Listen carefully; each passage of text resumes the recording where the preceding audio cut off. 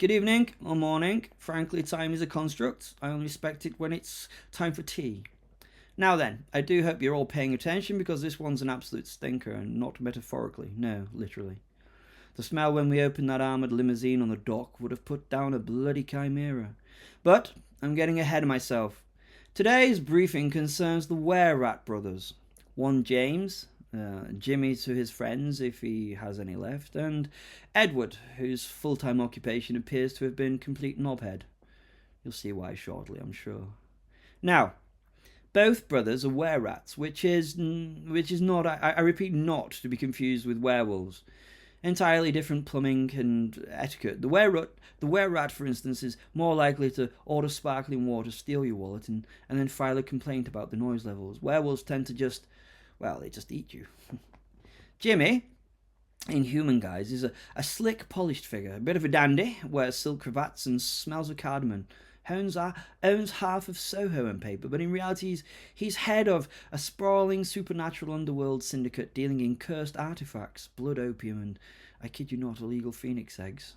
Do you know how many bans are on phoenix eggs? It's like trying to import a nuclear weapon in a Fabergé egg. Damn difficult. Anyway, the point is, Jimmy was doing very well for himself, laundering money through enchanted vape lounges and opening cafes that only served toast. He called them Toastique. Ghastly. Popular with the influencer chaps. His brother Edward was, well, less polished, a bit of a slob, more grease than man, really. He lived in Croydon, which I think says enough. Now, here's the wrinkle. These two weren't just criminal siblings in competition. They despised each other. Often the way with twins, I find. Why? Because Edward, in what I can only describe as a catastrophic lapse in brotherly judgment, told their dear old mother that Jimmy was gay. Now, no, don't get me wrong. There's no homophobia here, not from their mother. She knits jumpers with pride flags and makes beetroot hummus. She's a very sportive lady, very decent, yes. But Jimmy had a plan. He wanted to come out on his own terms to his dear mummy over dinner, possibly with a slideshow, something hopefully tasteful. Edward jumped the gun, ruined the moment. And so Jimmy, in a brotherly way, put out a hit to kill him. Not just any hit either. He hired Wildy Beast, yes, that Wildy Beast, former SAS, currently moonlighting as a contract killer. And oh yes, he's a bloody werewolf. He has the impulse control of a toddler full of espresso. I mean, if the devil had a dog, it would ask Will for advice, and that advice would be ignored. Be too evil. Will accepted, of course he did. He was bored, possibly drunk, possibly both. So the meet was arranged. Edward had booked the trendy restaurant in Sky Gardens. Organic steak, rooftop view, Aperol spritz, entire place rented out just for them.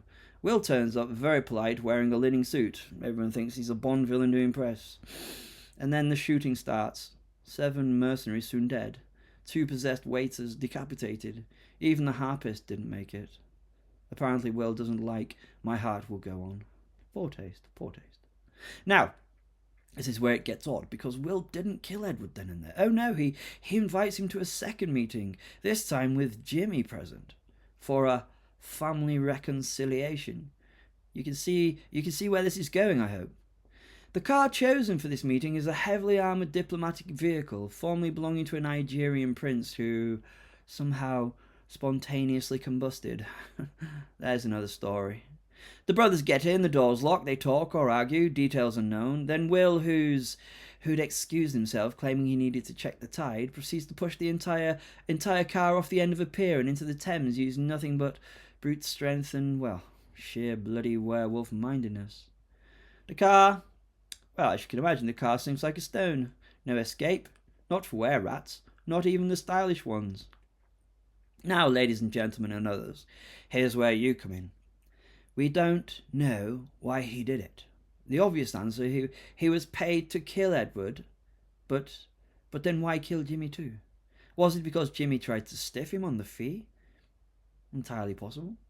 Will has a very particular opinion about unpaid invoices, namely they should be stapled to the forehead of the offender with a railway spike. Or did Will decide that he just didn't like either of them? Was this personal? Or And here's my theory. Did he do it because he thought it was funny? You may scoff, but I've seen him laugh at the decapitation of a scarecrow. The man once ate a vampire's poetry journal just to prove a point. I don't know what that point was, but I'm sure it was made.